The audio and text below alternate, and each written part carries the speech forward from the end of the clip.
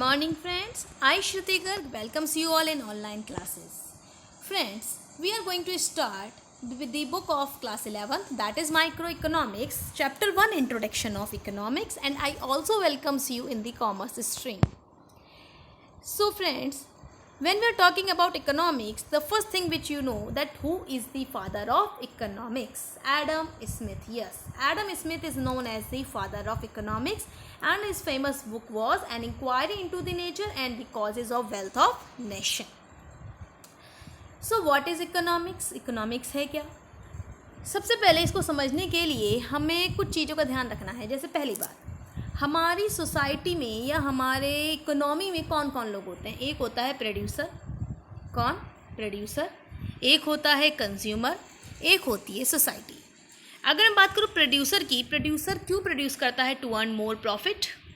Consumer want maximum satisfaction. और society कहती है कि उसे सोशल वेलफेयर मिलना चाहिए. यानी कि तीनों ही अपने लेवल पर मैक्सिमम कुछ अचीव करना चाहते हैं. और प्रोडक्शन ज़्यादा होगा, प्रॉफिट तब ज़्यादा होगा. कंज्यूमर को सेटिस्फेक्शन जब मिलेगा जब कम प्राइस पे ज़्यादा उसको प्रोडक्ट मिल जाएगा. यानी कि हर एक कोई चाहता है कि उसे ज़्यादा से ज़्यादा रिसोर्सेज मिले. और इन तीनों की ही डिमांड कैसी हैं? अनलिमिटेड वांट्स हैं. और जबकि जो रिसोर्सेज हैं इनको पूरा करने के लिए वो कैसे हैं? लिमिटेड है. यानी कि कैसे हैं? स्कैर्स रिसोर्सेज हैं. रिसोर्सेज की कमी है. So you have to maintain a correlation between the two in such a manner कि हम लिमिटेड रिसोर्सेज को अनलिमिटेड बॉन्ड्स की को पूरा करने के लिए किस तरीके से यूज़ करें कि प्रोड्यूसर को प्रॉफिट ज़्यादा हो जाए, कंज्यूमर को सेटिस्फेक्शन ज़्यादा हो जाए, सोसाइटी को मैक्सिमम सोशल वेलफेयर हो जाए. यही इकोनॉमिक्स है. So what is economics all about? It is making choices. Choices क्यों? In the presence of scarcity. Choice वहीं अराइज होती है जहाँ स्कैर्सिटी होती है. आपके पास जितने भी रिसोर्सेज हैं अगर आप उन्हें फुल्ली यूटिलाइज करेंगे, ऑप्टिमम यूटिलाइजेशन करेंगे, तब भी सारी वांट्स को पूरा नहीं कर सकते जितनी भी सोसाइटी को चाहिए. एक इंडिविजुअल की जितनी भी डिमांड है वो सारी की डिमांड अपनी लाइफ में पूरी नहीं कर सकता because he have limited resources.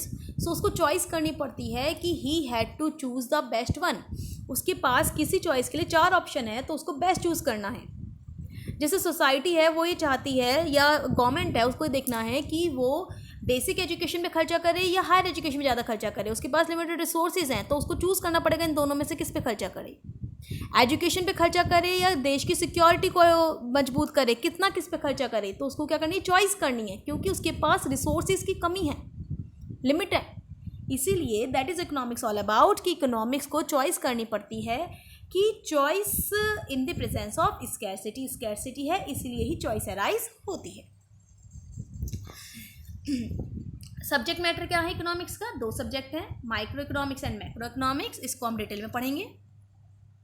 सबसे पहले बात करते हैं माइक्रो इकोनॉमिक्स की. माइक्रो इकोनॉमिक्स बात करती है इंडिविजुअल लेवल पर, बहुत छोटे स्केल पर. माइक्रो मतलब छोटा. तो जब हम किसी individual household, individual firm या इंडिविजुअल इंडस्ट्री की बात कर रहे हैं then we are talking about micro economics. कोई मेरे बारे में बात कर रहा है दैट इज़ माइक्रो इकोनॉमिक्स. लेकिन सारी पॉपुलेशन के बारे में हम बात करते हैं तो वो मैक्रो हो जाता है. Macro means when we are talking about as a whole, as an aggregate. It studies की इकोनॉमिक बिहेवियर, इंडिविजुअल डिसीजन कैसे लेता है. कोई बायर, कोई सेलर किसी भी यूनिट को लेकर, किसी भी इकोनॉमिक के डिसीजन को लेकर कैसे डिसीजन लेता है, कैसे बिहेव करता है. यानी कि अगर हम बात कर रहे हैं फॉरेस्ट की तो फॉरेस्ट की बात ना करके अगर हम ट्रीज़ की बात कर रहे हैं that is micro economics. Micro economics को प्राइस थ्योरी भी कहा जाता है. और माइक्रो इकोनॉमिक की एग्जांपल हम कैसे ले सकते हैं? जैसे हम इंडिविजुअल इनकम के बारे में बात कर रहे हैं, कंजम्पशन, किसी कमोडिटी की डिमांड, कितना फर्म ने प्रोडक्शन करा है. फर्म ने, नॉट फर्म्स. तो इसलिए माइक्रो, एक कमोडिटी की सप्लाई कितनी है, किसी भी प्रोडक्ट के प्राइस डिटरमाइन करना. तो माइक्रो इकोनॉमिक्स में हम जो डील करते हैं वो ये डील करते हैं कि किस तरह से रिसोर्सेज को एलोकेट किया जाए कि हम अपनी डिमांड को पूरा कर सकें और कैसे प्राइस डिटरमाइन किए जाए.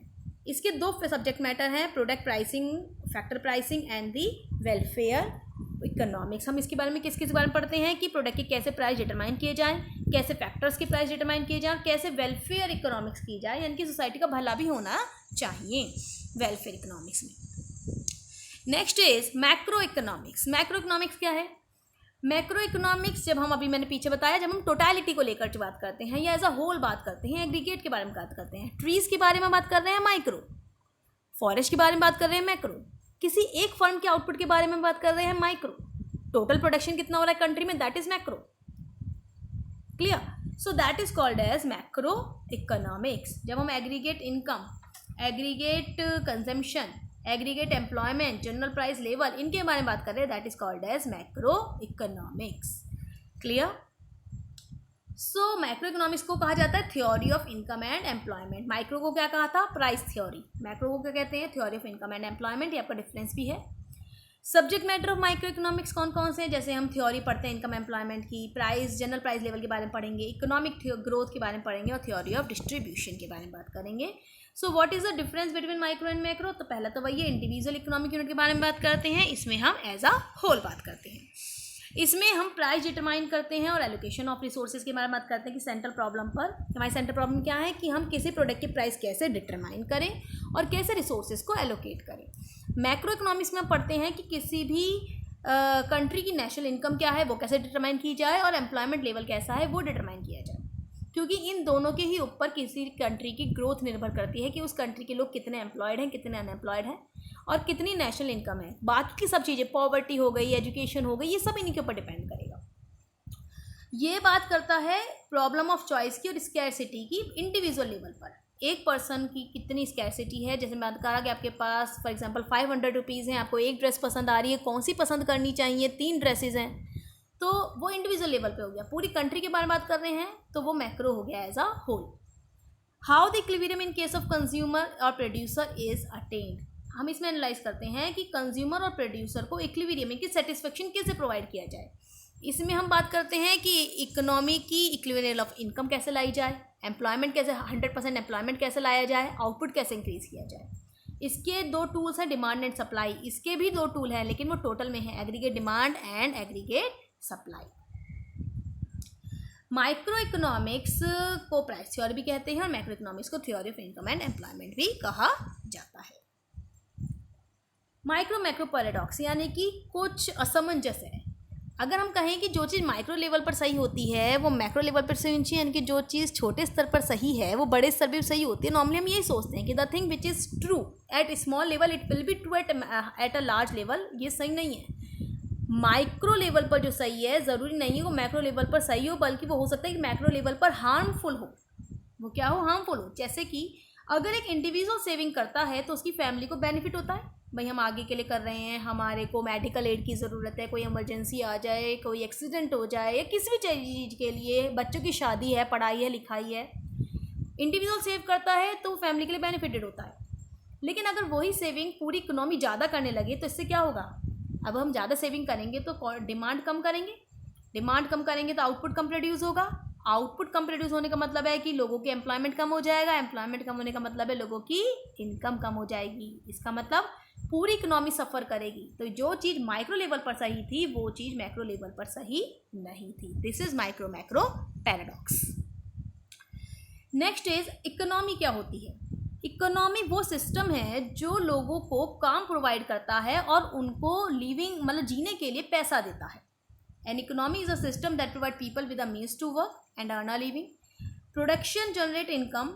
प्रोडक्शन से क्या होती है? इनकम जनरेट होती है। भाई प्रोडक्शन होगा, लोग उसमें काम करेंगे तो उनको इनकम होगी, और जिस प्लेस पर प्रोडक्शन होता है उसको क्या बोला जाता है? प्रोडक्शन यूनिट बोला जाता है।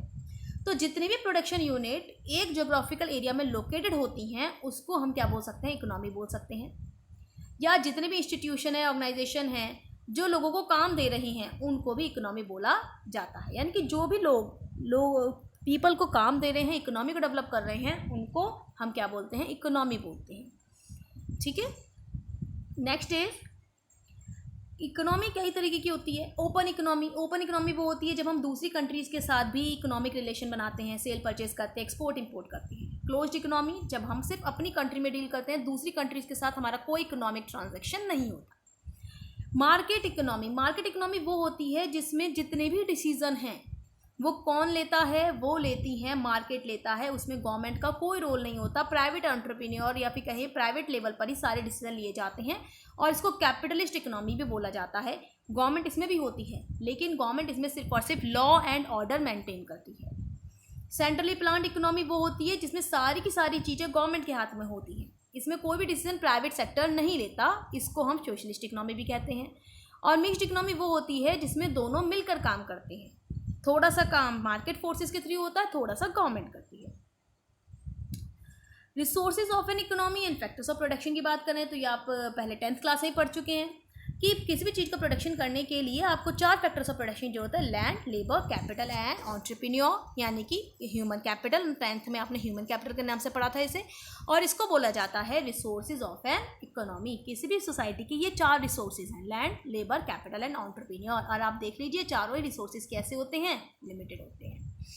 ठीक है, so thank you for watching this video.